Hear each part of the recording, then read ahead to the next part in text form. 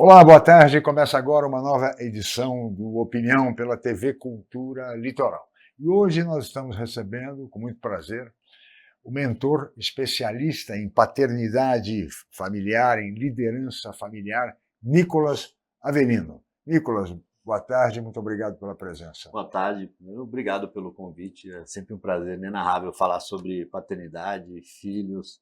Esse é o meu propósito hoje, é o que eu tento passar ali, tentar ajudar os pais a se tornarem um pai melhor para os seus filhos. Muito bem, Nicolas. E também conosco, para nos ajudar neste programa, a mestre em educação, Adriana Demarque. Professora Adriana, obrigado mais uma vez pela sua presença aqui no Opinião. Obrigada pelo convite, mais uma vez.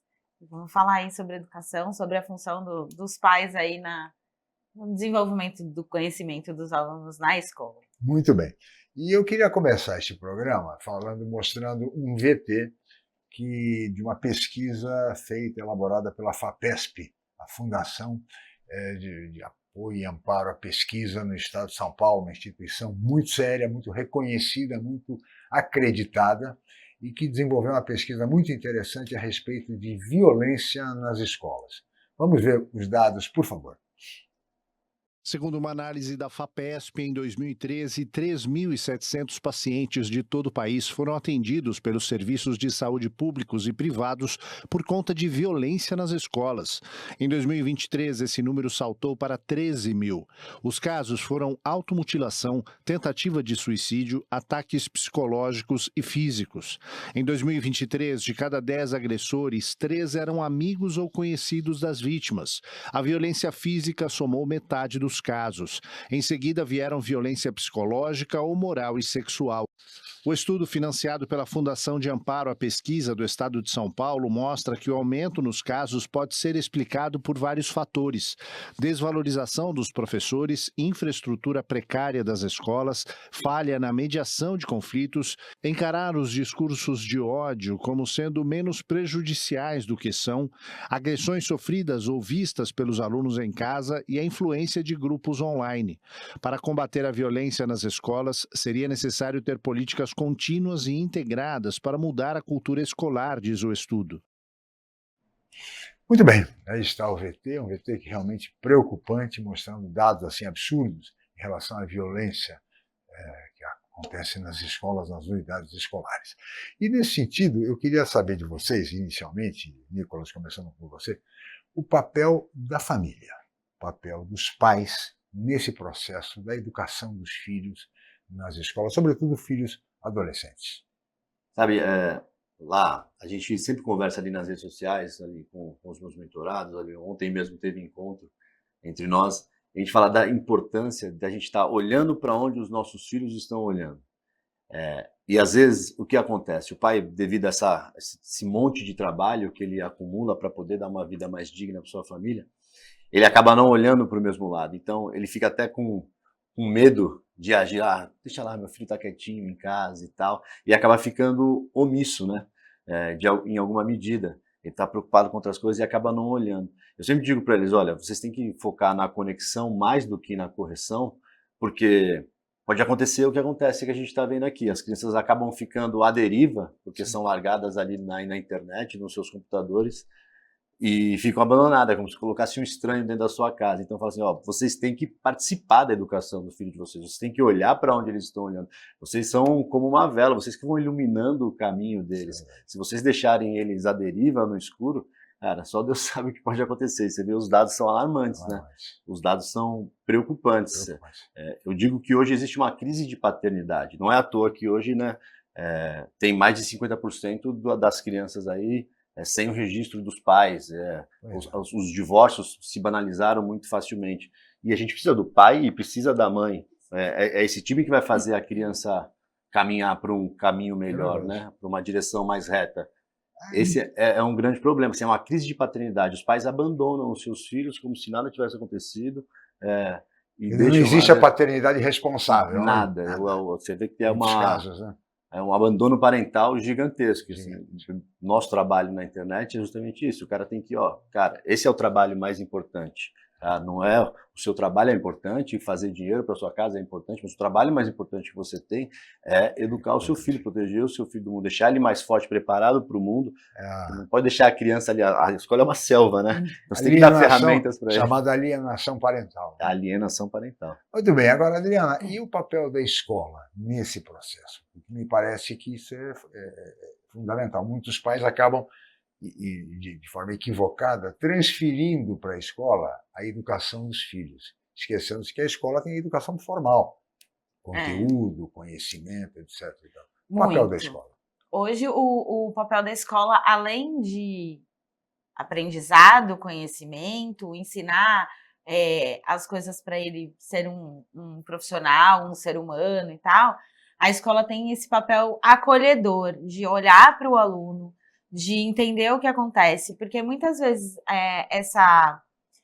esses problemas entre colegas, essas brigas, o próprio bullying, ele começa dentro de casa.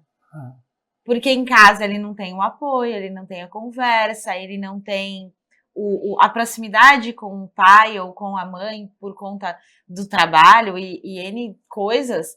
E na escola ele vai se mostrar mais agressivo, mais quieto, mais introvertido. Então, a gente, como professor, a gente tem esse papel de olhar para o aluno. Né? Existem dados, inclusive, que a escola é que percebe que o aluno está sofrendo violência em casa. E aí comunica os pais. E aí, ou não. O conselho tutelar, enfim. Né? A gente vai fazendo a gente já teve alguns casos leves na escola onde eu trabalho, mas a gente vai tentando entender com aquele aluno o que está acontecendo. E muitas vezes nem são os pais, né? Às vezes é o padrasto, é a madrasta, é um tio. Às vezes o pai e a mãe nem sabem, não sabem. Então. Muitas vezes as crianças e adolescentes, né? A minha faixa etária é mais adolescente. Eles se abrem mais com os professores do que com os próprios pais. Então, isso pode gerar outros problemas dentro da escola. Daí a importância de uma paternidade responsável, né? Do chamado BOP.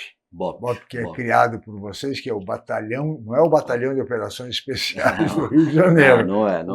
A gente é mais sutil, a gente é no amor, a gente é no amor. É o Batalhão de Operações de Pais Extraordinários. Né? Esse é o nosso trabalho. Explica para nós o que é isso.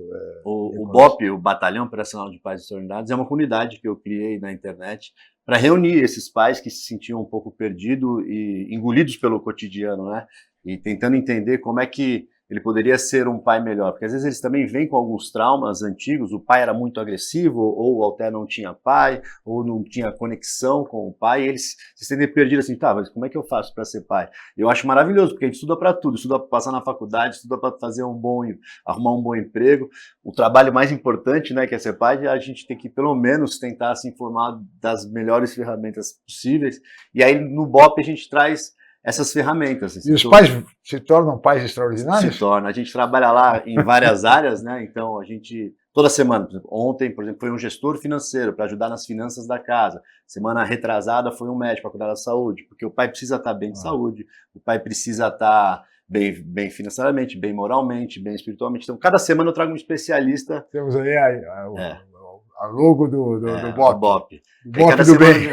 Cada semana vem um especialista para ajudar ele em cada área da sua vida, para que ele consiga direcionar o seu filho da melhor maneira possível, para que ele não fique omisso, né? Porque a inação é pior que alguma ação. Porque pai nenhum erra tentando errar, erra tentando acertar no final das contas. Mas o problema é que a gente acaba se perdendo, falta um pouco de norte. A gente é uma geração... Quando não tem a tentativa. A gente vem de uma geração sem referências, então tem que começar Agora, Adriana, veja, na escola, algumas escolas têm, por exemplo, a orientação como disciplina até de educação sexual, na escola formal, outras não. Né?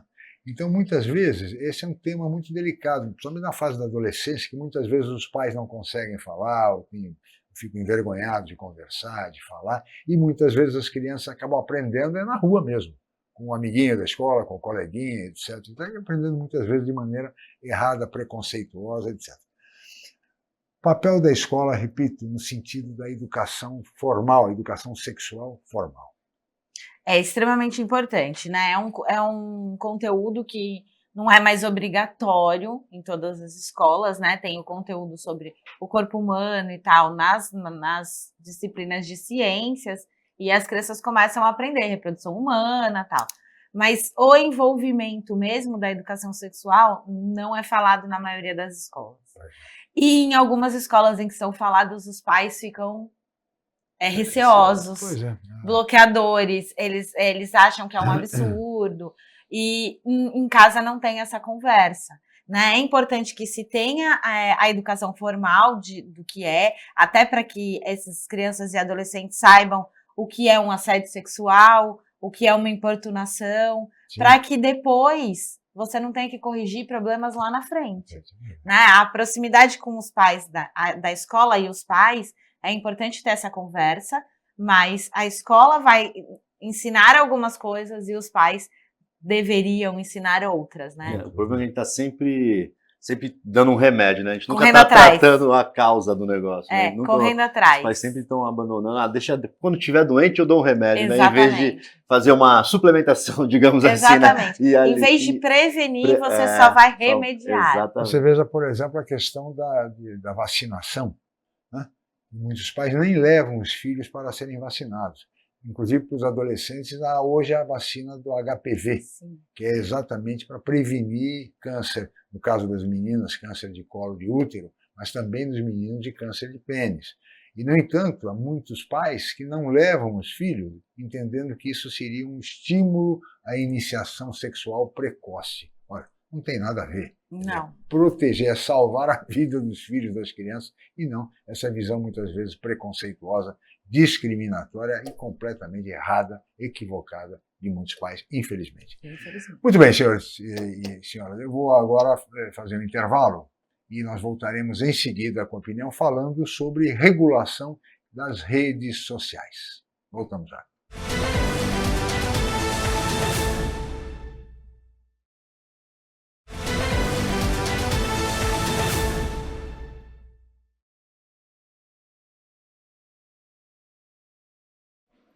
Muito bem, estamos de volta com a opinião que recebe hoje, com muito prazer, o mentor especialista em planejamento familiar, em paternidade, Nicolas Avelino, e a mestre em educação, Adriana Demarchi.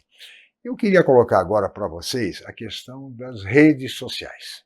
Nós temos tido, lamentavelmente, no Brasil, casos de morte de crianças que participam desses chamados desafios, esses desafios idiotas, imbecis que acontecem pelas redes sociais, provocando as crianças a tomarem atitudes absolutamente equivocadas. E tivemos, lamentavelmente, a morte recente de uma criança de uma menina de apenas 8 anos, porque o desafio era inalar desodorante aerosol. A criança foi a óbito agora, recentemente, há uma semana atrás.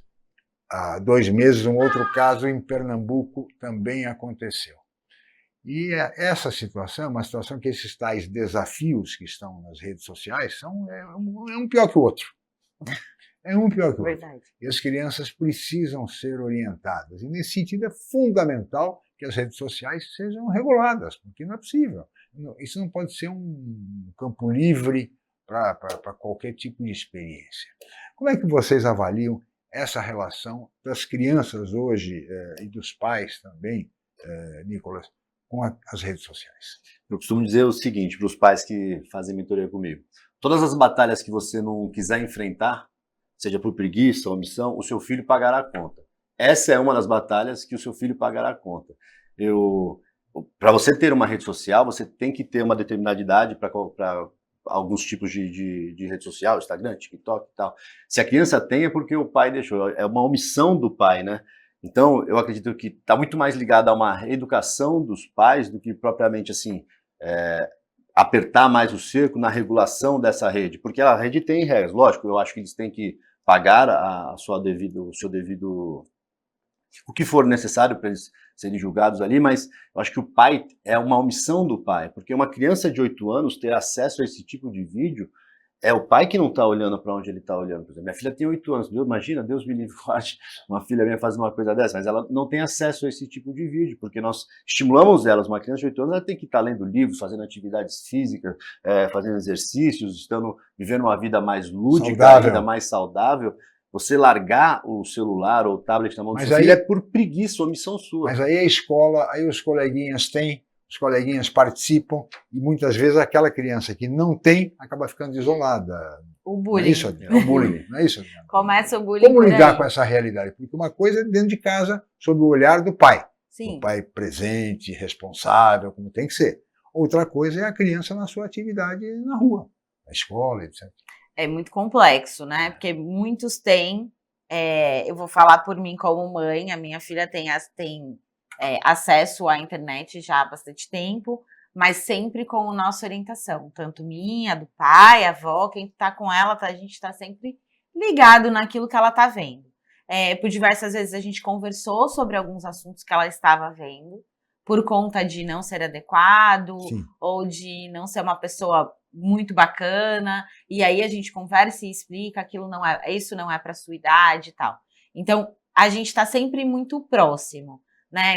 Eu trabalho com tecnologia, né, no curso técnico, meu marido trabalha com tecnologia, então a gente não podia se omitir, falar, não, você não vai ter, todo mundo tá com o celular em casa e ela não teria. Então, foi uma construção. Agindo, vocês estão no campo de batalha, é isso que eu tô dizendo. Você está olhando para onde ela está olhando. Não é simplesmente pegar o celular, largar na mão da deixar na mão dela, não. Você vai lá, participa, é assim que funciona. Vem cá, você quer usar isso aqui? Ó, eu acho que você tem maturidade, papai e mamãe, mas você vai ser supervisionado. É igual nos Estados Unidos, uma criança quando vai tirar a habilitação, lá eles podem tirar com 15 anos. Mas ele passa 1 ano dirigindo com um adulto do lado. Ele não pode dirigir sozinho. Aí depois não pode, com 16 anos, ele não pode dirigir tal horário. Ele só tem um limite. O que a gente tem que fazer nas crianças, como a Adriana faz com a filha dela. Ó, é assim que funciona, tem essas regras, mamãe e papai vai olhar aqui junto com você, né? Vamos participar disso junto, porque o problema é aquilo, né? Igual tá lá, né?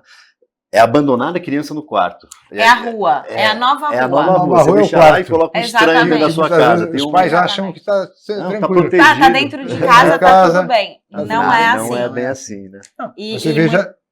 Pois não. E muitas vezes, né, esse estranho que tá ali dentro do quarto, a gente não sabe quem é. Então é importante que a gente esteja próximo, sim, que a gente saiba o que ela tá vendo, o que ela tá conhecendo. Ela não tem, a rede social que ela tem, somos nós que cuidamos, ela não posta nada sozinha, a gente vê tudo, né, e a gente posta só o que ela permite, também tem isso. Não é simplesmente vamos postar por postar, não. A gente posta porque ela permite, né? A gente tem a rede social dela há bastante tempo, porque a gente tem parentes e tal que moram fora, até para acompanhar o desenvolvimento e tal. Então faz bastante tempo. Mas sempre a gente que colocava as coisas ali. Era uma rede fechada, hoje não é mais, né? Ela tem alguns trabalhos, ela já deu entrevistas, inclusive, mas a gente está sempre de olho em tudo. É o estar presente. Exatamente. Isso é fundamental. Mas também é um aspecto que, no seu caso, vocês são privilegiados, porque vocês conhecem a tecnologia. Sim. E muitas vezes os pais não conhecem, têm dificuldade para lidar com esse mundo tecnológico. Não, acho que todos nós temos hoje. E aí, muitas vezes, a criança tem mais facilidade, ela aprende muito rápido do que os próprios pais. Os pais acabam não tendo como controlar isso, mesmo que queiram. Sim. A gente fica viciado em dopamina, né? Nós, como adultos, se você perde horas ali numa rede social, passando tempo ali. Então, hoje é o tempo da distração, ninguém mais consegue se concentrar, porque tá tudo ali muito, muito rápido, aqueles disparos de luz e a tua dopamina lá em cima. Se para nós é complicado, imagina uma criança. Hoje já tem diversos estudos, crianças de até 2 anos não poderiam ter, por conta da visão, por conta da formação cognitiva. Lógico. Então, os pais têm que estar atentos nesse sentido, né? De, olha, tem um momento para cada coisa, como a Adriana faz. Ó, é assim que a gente usa, estou com você, estou olhando com você, supervisionando. É a conexão mais do que a correção, né? É o trabalho preventivo. Exatamente. Você vem há muitos anos trabalhando junto com ela, formando o caráter dela, ela não está à deriva, né? Não. O Nicolas, Adriana, vocês certamente devem ter visto, ou pelo menos têm conhecimento, daquela famosa série Adolescência, né, que ganhou o mundo inteiro, tal, que é uma série muito importante para que os pais, isso que nós estamos discutindo, acompanhem, vejam. Quer dizer, é duro, é um filme difícil, mas de qualquer maneira tem que ser visto, né? Porque mostra com absoluta realidade o que está acontecendo. E ali você observa o seguinte, quer dizer, os pais são apanhados de surpresa. Eles não tinham a menor noção do que o filho, lamentavelmente, estava fazendo. Você vê, assim, o filme é muito tenso, assim, a série, né? Eu no final fiquei bem A gente emocionado, eu sai saí ali emocionado, refletindo, né? será que eu tô Claro, deixando passar alguma claro, coisa? É uma coisa claro. que me pegou ali. Mas você vê, assim, para mim, eu fiquei reparando muito no pai, né, assim, por conta do trabalho e tal.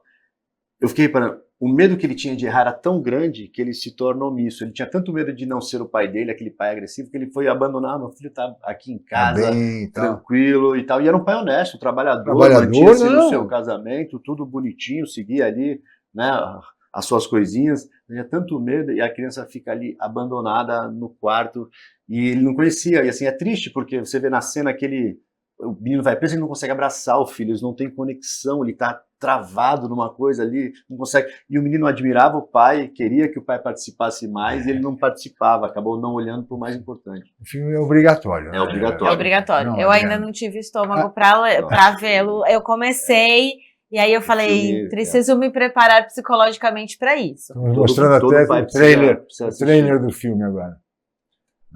O trailer eu vi o comecinho. E é aquela coisa que você falou, o menino se sentia feio, o menino bonito se sentia feio, não se sentia amado, porque ele não recebeu isso em casa, ele não tinha confiança. O pai não ensinou ele a se sentir amado, ou não ensinou ele temperança, as virtudes que ele precisava ter para se formar um menino. Então, quando ele sofre um bullying na escola, aquilo desmonta ele, né? Ele não consegue, não sabe reagir no mundo, ele não tem ações concretas para agir no mundo, não tinha nenhuma ferramenta. Ele não sozinho, sabia, né? Não sabia ele não como sabia, lidar ele com a não foi... coisa, com a frustração, com a raiva, não sabia com quem se comunicar, a quem eu peço ajuda. Ele não foi preparado para nada. viver ali aquele ambiente. ambiente, né? A conexão com os amigos e tal. Então, ele se fechou. Eu não assisti ainda, porque tem determinadas coisas que me pegam muito, né? Não, sem eu dúvida. trabalho com adolescentes, então eu li algumas coisas sobre, comecei a ver, parei, porque estava me fazendo mal. Mas eu li várias coisas sobre a série. Mas é um filme obrigatório. E eu acho que é um alerta. É uma crítica muito para os boa. pais que estão distantes dos seus filhos. É uma crítica muito boa, porque é uma crítica sobre o pai, é uma crítica sobre a educação formal. Sim, mesmo, porque a escola também lá é uma bagunça. É uma crítica ali sobre como a sociedade em si, como a gente abandona as coisas com a rede social. Tem muitas nuances ali que você pode ficar meditando e prestando atenção, porque é muito rico, mas é pesado. É pesado, né? Sem dúvida nenhuma é pesado. Mas isso, de qualquer forma, mostra bem, quer dizer, a violência que está contida, muitas vezes, nas redes sociais, né? Estimulando procedimentos misóginos, procedimentos preconceituosos, enfim, uma série de ensinamentos que o filme traz, e nós temos que ficar muito atentos a essa questão das redes sociais, exatamente para evitar tragédias como tem acontecido. E, nesse sentido, há até uma decisão da Austrália, Nicolas, depois eu gostaria que vocês até comentassem, da Austrália, que simplesmente tomou uma atitude radical e proibiu o acesso às redes sociais até os 16 anos. Então, até lá, criança nenhuma pode ter acesso às redes sociais na Austrália. A partir dos 16 anos, aí sim, quando eles entendem que a criança já está madura para tanto, eles podem ter acesso às redes sociais. Essa é uma decisão do governo da Austrália e muita gente no Brasil já está discutindo essa possibilidade até no Brasil para evitar que crianças morram, crianças sejam vítimas da violência contida nas redes sociais, em algumas redes sociais. É bom que se diga, sobretudo nessa questão no que tange aos chamados desafios. Mas sobre essa posição da Austrália, eu gostaria de ouvi-los no próximo bloco. Nós vamos agora para um rápido intervalo, mas voltaremos em seguida com a opinião.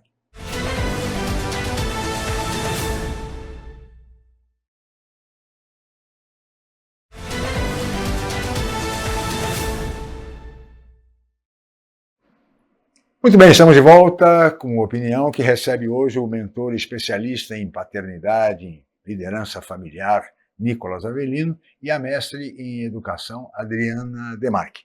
Adriana, o que você acha dessa decisão do governo da Austrália de só permitir as redes sociais a partir de 16 anos? É polêmica, né? Sim, claro. Aí a gente vem com... Eu vou retomar um assunto que a gente já conversou sobre a proibição do celular na escola. Então, assim... Já conversamos num outro programa. Nós conversamos em outras oportunidades. Por que as pessoas acham tão ruim? Porque não tem o controle sobre as crianças e os adolescentes, né? A criança não vai levar o celular para a escola. A primeira coisa que aconteceu, que os pais ficaram desesperados, é: como é que eu vou saber onde meu filho tá? Ele volta sozinho da escola para casa e tal. A rede social é a mesma coisa. O pai precisa saber onde ele tá entrando. O que ele tá vendo. A rede social, ela tem muita coisa bacana, mas ela tem também muita coisa ruim. E as crianças não têm um amadurecimento para isso. Os adolescentes não têm amadurecimento para isso. Então, é uma polêmica que precisa ser discutida, né? As crianças não podem ter Instagram com menos de, acho que é 14 anos. E é um exemplo. Hoje, no mundo inteiro. Mas TikTok também não. Mas isso é no mundo inteiro, porque é uma regra da rede social. Mas agora, como é que as crianças têm acesso a isso, então? Com 8 anos de idade. São os pais. Primeiro, o pai dá o celular para a criança. Eu acho que o pai ou a mãe, o avô, às vezes, o pai e a mãe dizem não, os avós vão lá e dão, um tio, madrinha, enfim, indiferente. Alguém deu esse celular para a criança.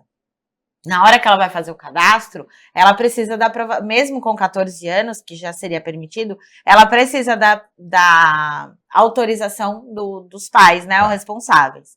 E muitas vezes a criança não tem os 14 anos ainda, e o pai, o responsável, vai lá e altera a data. O ano que a criança nasceu. E aí a criança tem.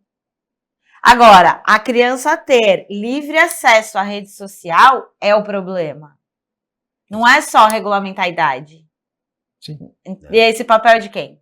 Dos pais. Sim. Pai, mãe, os responsáveis legais pelas crianças e adolescentes.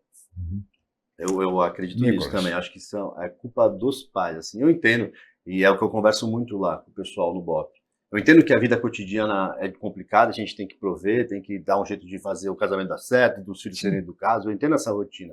Mas vocês têm que prestar atenção no detalhe mais importante. Poxa, seu filho não pediu para nascer, eu sei que quis ter pai, né? Então, assuma essa responsabilidade e preste atenção. Não adianta a gente querer que, assim, como é que a gente vai dizer que, por exemplo, o governo entende mais sobre o meu filho do que eu mesmo, no sentido verdade. De que, olha, eu preciso educá-lo, esse menino, eu preciso formar ele não tem maturidade. Você vê os adultos tendo burnout, tendo um monte de coisa devido às redes sociais. Nós não temos a capacidade de absorver tudo que a rede social tem para oferecer. Imagina uma criança que não tem o discernimento, não tem a formação moral e cognitiva para ter esse livre acesso. Sabe, você vê lá, assim, eu vejo assim, quando eles chegam assim, na minha mentoria, por exemplo, eu falo, poxa, eu vi a sua vida. Pô, minha vida é um recorte, eu mostro para vocês. Vocês têm que pensar no fundamento da coisa, o que sustenta aquele recorte, como é que eu faço? O fundamento é esse. Porque eles minha vida é muito ruim. Aí você olha pro cara, ele tá casado, tem 2 filhas, um casamento estável. Tua vida é muito boa, cara. Começa a prestar atenção, porque a internet é um mundo mágico. Todo mundo é má, todo mundo é bonito, todo mundo é rico, todo mundo ganha o dinheiro. Os meninos ganham dinheiro. 18 anos fez R$1 milhão. Cara, não é assim que funciona a vida. Eles precisam olhar para a realidade concreta como ela é, olhar de fato para a vida cotidiana. Olha, é assim, eu tenho isso aqui, é o meu filho, eu vou prestar atenção nele, esquecer os ruídos. Até, assim, é até polêmico assim, dizer isso aqui. Eu sempre falo para eles, cara, vocês estão sempre discutindo política e discutindo isso. Como é que está a sua casa? Vocês estão tão preocupados assim, vocês ficam reclamando do governo, reclamam do outro. E como é que você arrumou sua cama hoje? Você falou bom dia para sua esposa, você viu onde seu filho está indo, você viu a lição de casa dele, você participou, o que ele está assistindo, vocês estão tendo coisas em comum. Começa primeiro, antes de querer consertar o mundo, consertar a sua casa, que o mundo vai melhorar. Se eu educo meu filho bem, você o seu filho bem, o Chico dele tá... Cara, a coisa começa a fluir melhor. Mas é que todo mundo quer ser Deus, né? Todo mundo quer, você não sabe o que você faz, porque é muito raso. Esse é um assunto pra gente ficar meditando aqui. Nossa, horas vários a fio, programas. ficar em debates e debates. Não é assim talagada, tá tudo resolvido, não é? Então, poxa, se cada um arrumar a sua cama, beleza, todo mundo com uma arrumadinha, então agora nós vamos passar para a sala. Vamos ter uma casa melhor. Agora Sem nós vamos, dúvida. aí agora nós vamos dar um passo à frente e vamos melhorar a nossa sociedade como um todo. Você começa arrumando a sua casa, depois você arruma o seu bairro você arruma ali o centro, aí você vai, e assim vai. O problema é que todo mundo agora tem direito à opinião, né? Todo mundo fala assim, vai lá e critica tudo. Que, aliás, isso foi assegurado pelas redes sociais. Exatamente. Por falta de maturidade. O grande pensador italiano, o filósofo Umberto Eco, tem uma frase, o resumo da frase, é uma frase, na verdade faz uma análise interessante, mas o resumo nesse pensamento de Umberto Eco diz assim, as redes sociais deram voz a uma legião de imbecis. Porque hoje todo mundo palpita sobre tudo, todo mundo sabe tudo, é o achismo. É o especialista sobre tudo. Tudo, ninguém pesquisa mais nada, ninguém lê mais nada, ou seja, é o Dr. Google que resolve os problemas de saúde, e assim vamos. Agora é o chat GPT. É o chat GPT. Agora é o chat GPT. O chat GPT com a inteligência artificial faz o texto, nem isso. Ou seja, nós estamos sendo absolutamente dominados por essa tecnologia. Né? E isso precisa, de alguma maneira, ser pensado por especialistas, por pais, por todos, porque realmente é uma situação extremamente preocupante, é o grande tema que eu acho que é do momento. Agora, nós estamos falando agora da questão da paternidade, Nicolas. Eu acho que nós temos um problema no Brasil muito sério, que é a questão da gravidez precoce. Muitas meninas engravidam precocemente, e muitas até nem sabem quem é o pai. E aí gera uma criança que nasce, como você disse, sem pai, sem registro. Como enfrentar e como resolver uma situação como essa? Olha, é difícil, porque justamente passa sempre pelo abandono da família paterno, né? Assim, como é que uma menina, a gente vai rodando, mas a gente consegue ter clareza assim, se você não participar da vida do seu filho, vai ser na rede social, vai ser no bullying, vai ser nesse tipo de coisa do abuso sexual, nas festinhas, sexualização precoce, porque esse é um grande problema também hoje que a gente tem na sociedade. A sexualização infantil, você vê menininhas com corpete, aquela coisa e tal. Eles diminuíram a infância para esticar uma adolescência que não existe, né? Aí a adolescente que ia até 18 anos, agora vai até 20 e poucos. E a infância, que deveria ir até 9, 10 anos, curtir, brincar de... Não, a menina de 8 anos já está no TikTok dançando e fazendo e rebolando. Sexualizaram demais. De boneca, porque sexualizaram demais, é aquela coisa. Os pais estão deixando o ambiente tomar conta, ninguém está disposto a botar a mão na massa, né? E eu preciso a escola, a educação formal ajudaria a, pelo menos, minimizar esse problema? Então, eu acho que a conversa dentro da escola, né, principalmente com os professores, aí eu vou retomar uma fala anterior, os professores de ciências, os professores de educação física, que vão orientando essas meninas e tal, que a gente está falando aqui de gravidez, dentro da escola, ela pode ser fundamental no apoio a essas meninas, mas não na orientação. Né? A gente pode orientar sobre o que fazer, sobre o que não fazer, sobre a postura que vai ter, mas a gente não tem dentro da escola a responsabilidade de determinados cuidados. Né? O orientar, olha, cuidado, não saia sozinha, nas festas, né? Observe quando é uma importunação, observe quando pode ser um assédio, e é a orientação. Explicar, né, o que é a importunação, o que é o assédio. O que é o assédio, né, moral, sexual e tal, mas a parte básica da educação sexual, ela tem que ser em casa. Por exemplo, tem uma psicóloga famosa, ela trouxe um estudo que fiquei pensando bastante, assim, porque pai de meninas.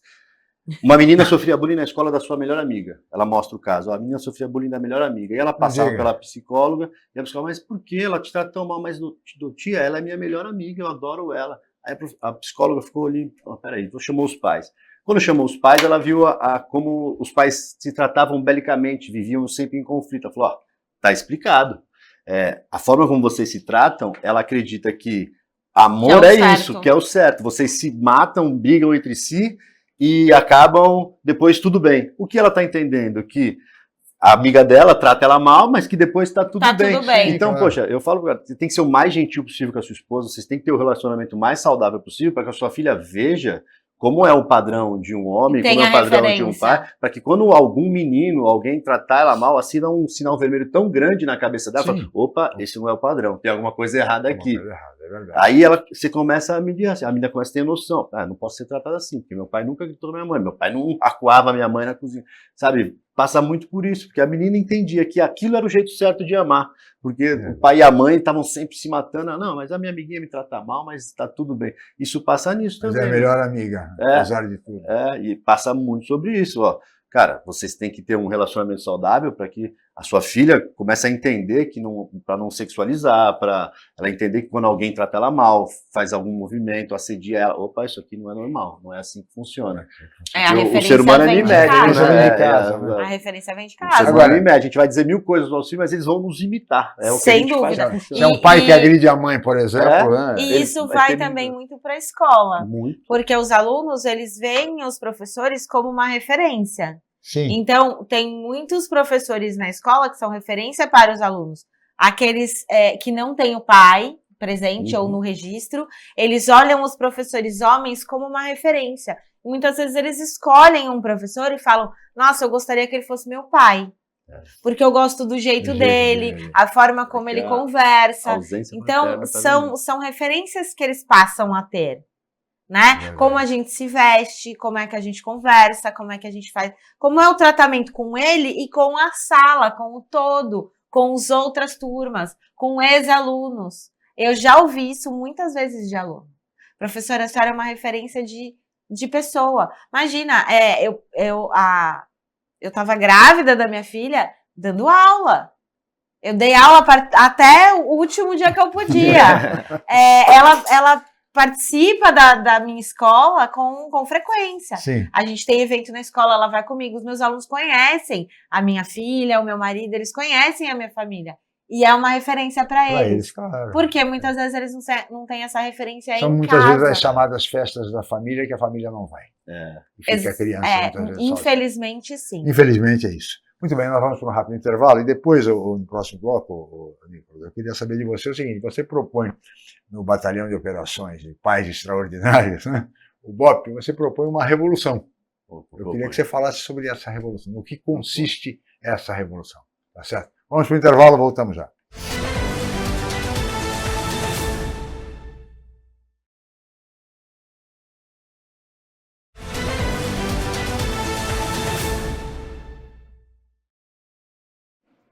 Muito bem, de volta com a opinião e agora vamos para o último bloco do programa que recebe hoje o mentor especialista em planejamento familiar e liderança, Nicolas Avelino, e também a mestre em educação, Adriana Demarchi, professora Adriana Demarchi.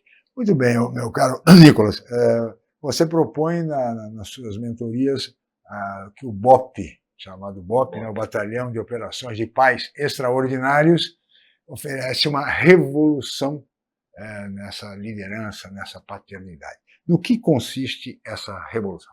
Olha, consiste no seguinte, eu acredito que para que você seja um bom pai, você precisa se tornar um bom homem. E primeiro a gente começa se tornando um bom homem, depois um bom marido, depois um bom pai. E eu vejo quando eles chegam até mim, uma má formação de maturidade, seja ele falta de domínio da vontade, então eles chegam um pouco mais sedentários, chegam ele indisciplinados, então a gente vai formando esse homem, então vai trabalhando em 4 áreas, na sua força física, a sua força moral, a sua força útil, que é de trabalho, a sua força espiritual, a gente trabalha para que essas forças se organizem como um todo, para que ele consiga exercer melhor o papel de pai. Então, se ele está bem fisicamente, de saúde, aqui não estou falando bodybuilding, não, bem de saúde, saudável, ele consegue trabalhar de maneira melhor, consegue ser mais produtivo, então ele consegue trabalhar, chegar em casa e ficar com o filho dele mais tempo, consegue ajudar a esposa dele nas tarefas, dar um banho no filho, ajudar a esposa a ter uma folguinha, porque, olha, para a mãe é trabalho 12 por 24, não acaba nunca, né?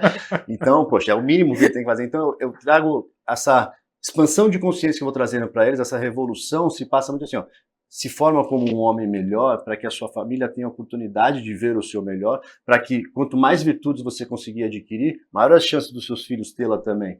Porque se você não tem bons hábitos, se você não trata bem a sua esposa, se você não trabalha de maneira correta, o seu filho está vendo tudo isso e ele vai passar a imitar isso de alguma maneira. O ser humano é mimético. Então, para que o seu filho tenha alguma chance de ser uma pessoa melhor, que você possa mudar ali a sociedade de algum jeito, você precisa melhorar. Então, a gente toda semana se reúne para falar de alguma dessas áreas, né? Então, Legal. todas as vezes a gente está aqui trazendo um tema, a gente, semana passada, falamos sobre a série adolescente, a gente traz psicólogos, tudo para eles poderem resolver coisas cotidianas, porque é aquela coisa, o cara às vezes acha que a vida dele está horrorosa, mas é uma coisinha, a gente dá uma ordenada num detalhezinho que, olha, meu casamento melhorou muito depois que eu passei a ajudar minha esposa. Tua esposa tá pedindo socorro, pelo amor de Deus. Quando ela tá reclamando, ela só tá assim, me ajuda, por favor. Posso lavar a louça, por exemplo?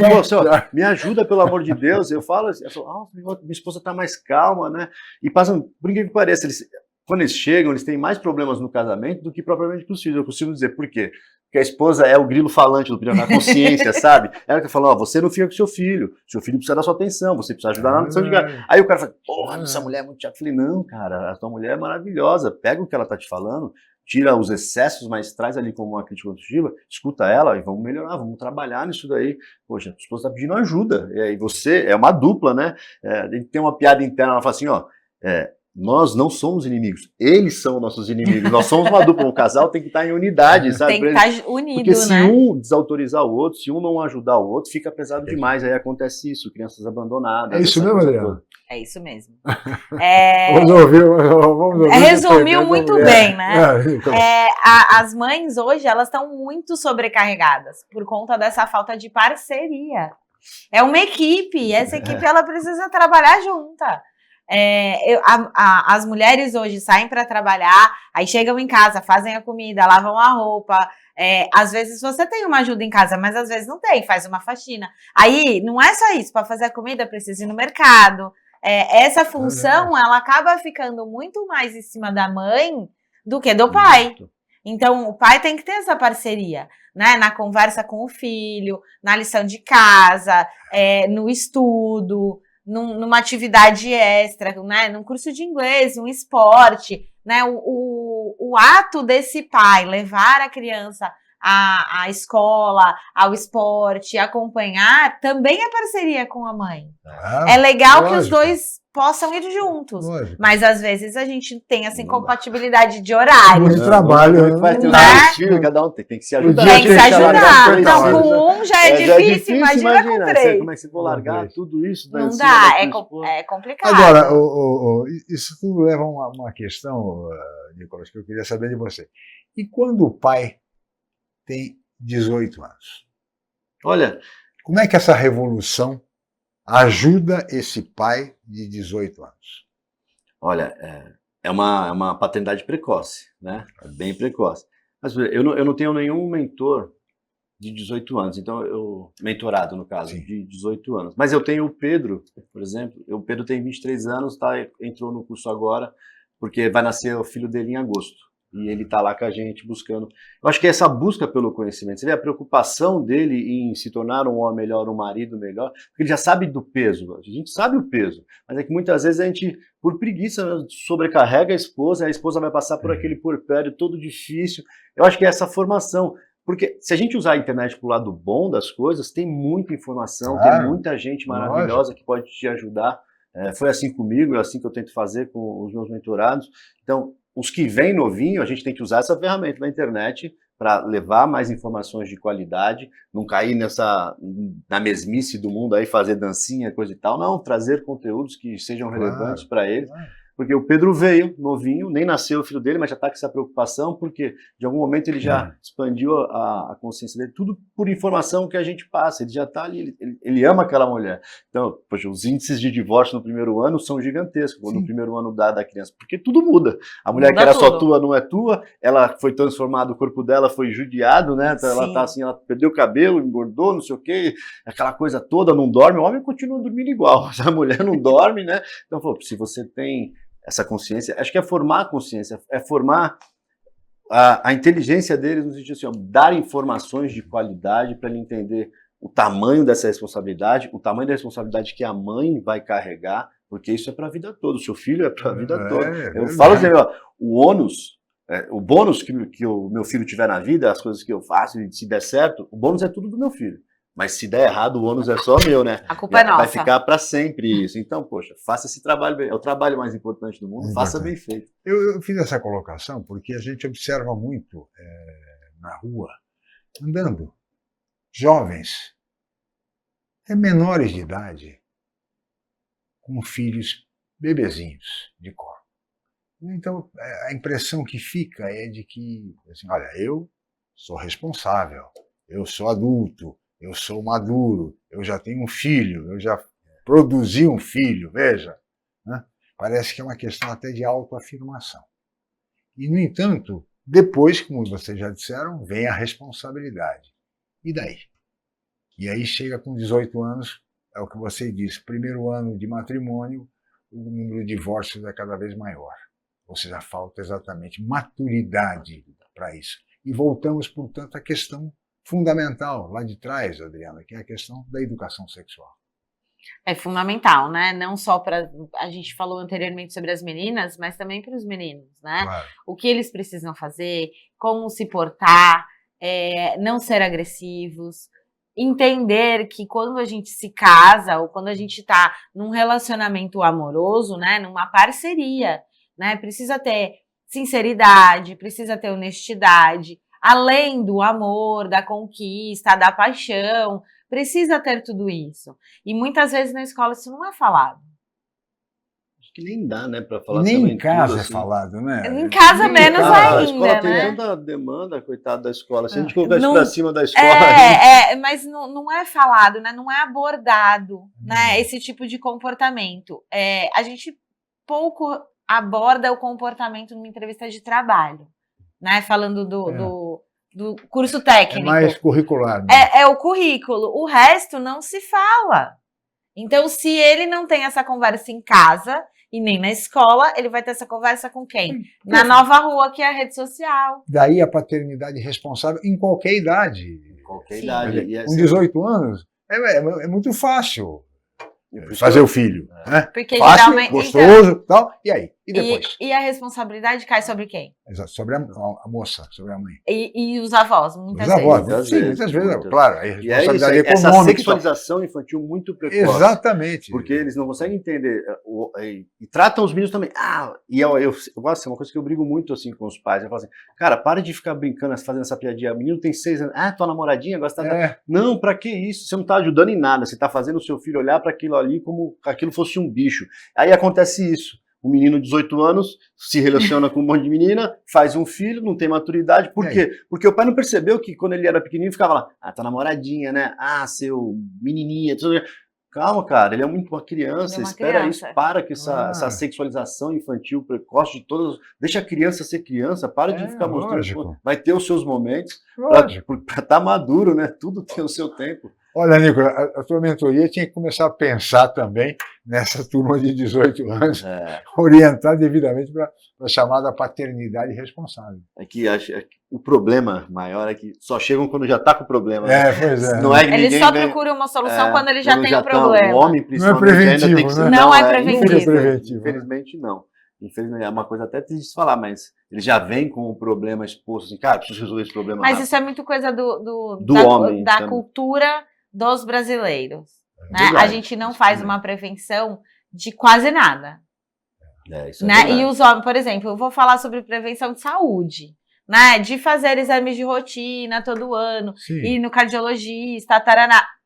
Homem não faz, só faz a quando mulher vai, a mulher faz. Mas aí a mulher fica no pé. Você precisa ir no cardiologista. Eu marquei a sua consulta tanto, em tal lugar, tal dia. Isso é um fato mesmo. Assim, a mulher sabe quem é a sua ginecologista, quem é o pediatra. Faz, né? O homem, assim, quem é? Me arruma um aí. Fala comigo, me arruma um urologista aí, me arruma um cardiologista. Não tem uma... Por quê? Porque não faz sempre, não se previne, não se cuida.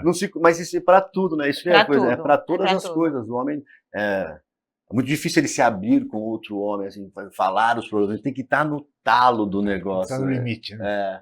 É verdade. Muito bem, Nicolas e Adriana, nós teríamos muito mais a conversar. Vocês sabem, a pauta é extensíssima, mas os temas também são muito relevantes. Tratamos de temas muito relevantes no programa de hoje. Queria agradecer muito a sua participação, Nicolas. Muito obrigado. Você que é mentor e especialista em liderança familiar e paternidade responsável. Muito obrigado. Viu? Obrigado, Chico, pela oportunidade de falar sobre isso, para expandir essa consciência, mostrar para eles que existe um caminho, mas que o caminho é informação, estudar. A gente estuda para tudo, precisa estudar para ser pai também. Não precisa necessariamente ser no BOP, mas você precisa buscar boas referências, ler bons livros, algum curso que seja, para que não aconteça isso, para que você não abandone o seu filho, que você não seja omisso na vida dele. A gente não pode deixar o medo de errar deixar a gente omisso, né? A inação é pior que a ação. O pai é sempre uma referência. Sempre. Ele é sempre um exemplo Exatamente. para os filhos. Adriana, muito obrigado mais uma vez pela sua participação aqui no Opinião.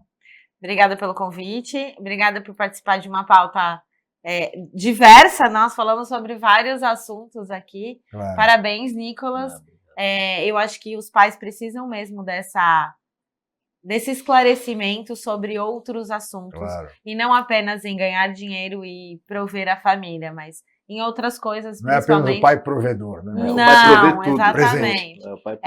Estar presente, né, na família, na vida escolar dos filhos, no acompanhamento próximo dessas pessoas que moram com você. Muito bem. Muito obrigado, Adriana. Muito obrigado, Nicolas. Obrigada. E muito obrigado especialmente a você, meu caro telespectador, pela audiência qualificada de sempre. Amanhã nós estaremos de volta em mais uma edição do Opinião. Muito obrigado e até lá.